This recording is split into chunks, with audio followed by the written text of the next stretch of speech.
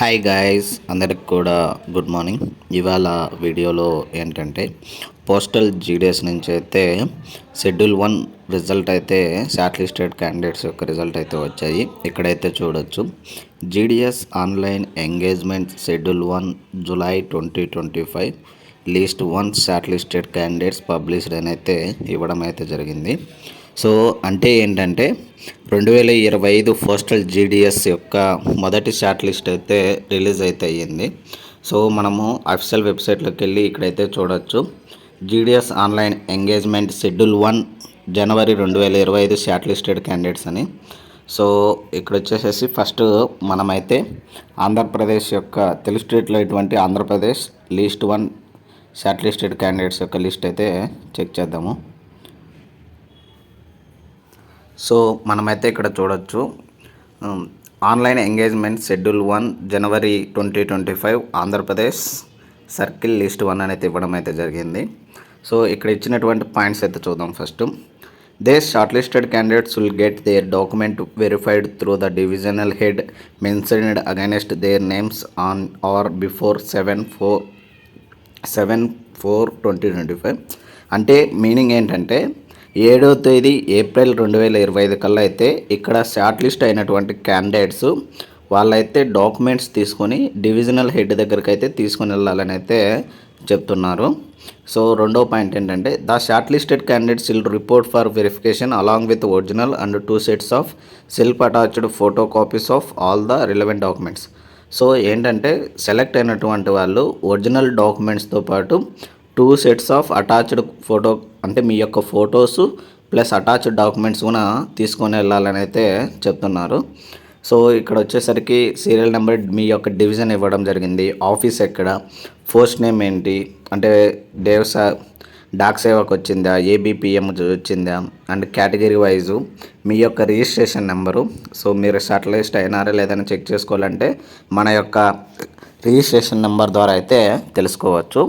So percentage of marks, document to be verified with. So మన యొక్క document to be verified with అనేది ఏంటంటే మనం డాక్యుమెంట్ వెరిఫికేషన్ కోసం వెళ్ళాల్సిన అడ్రస్ అనుకుంటా ఇది.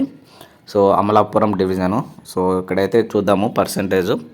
సో మన ఆంధ్రప్రదేశ్ నుంచి అయితే మ్యాక్సిమం 100% వచ్చిందండి. ఒక ఫిజికల్లీ హ్యాండిక్యాప్డ్స్ వాళ్ళకు మాత్రమే ఇక్కడ 97 అట్లా ఇవ్వడం జరిగింది.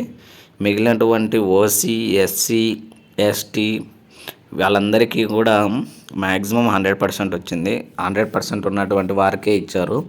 సో ఫిజికల్లీ హ్యాండిక్యాప్డ్ వాళ్ళకి మాత్రము 95 అట్లా పర్సంటేజ్ మీద ఇవ్వడం అయితే జరిగింది.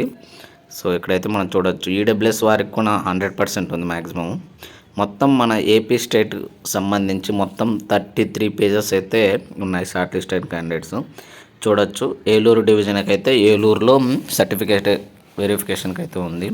గుడివాడ డివిజన్ అయితే గుడివాడ డివిజన్ అయితే ఉంది. సో ఇలా ప్రతి ఒక్కటి ఇవ్వడం జరిగింది. కర్నూలు డివిజన్ వాళ్ళు సో కర్నూలులో వెరిఫికేషన్కి వెళ్ళాలి. సో అలా ఎవ్రీ డిస్టిక్ నుంచి ఇవ్వడం అయితే జరిగింది. సో ఆంధ్రప్రదేశ్ స్టేట్ నుంచి అయితే మొత్తం 100% సెలెక్షన్ అంటే 100% మార్క్స్ వచ్చిన వాళ్ళు మాత్రమే సెలెక్ట్ అయ్యారు. సో నెక్స్ట్ ఒకసారి మనము తెలంగాణ అయితే చూద్దాం. ఒకసారి తెలంగాణ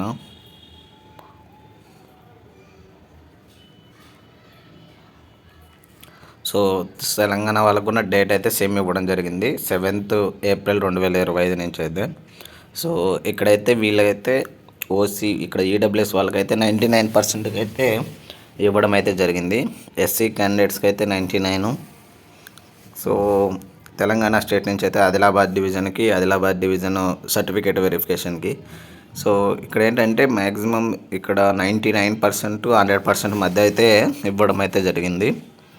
మొత్తం క్వాలిఫై పర్సంటేజ్ వచ్చేసరికి 99 అండ్ 100% అయితే వాళ్ళైతే సెలెక్ట్ అవ్వారు.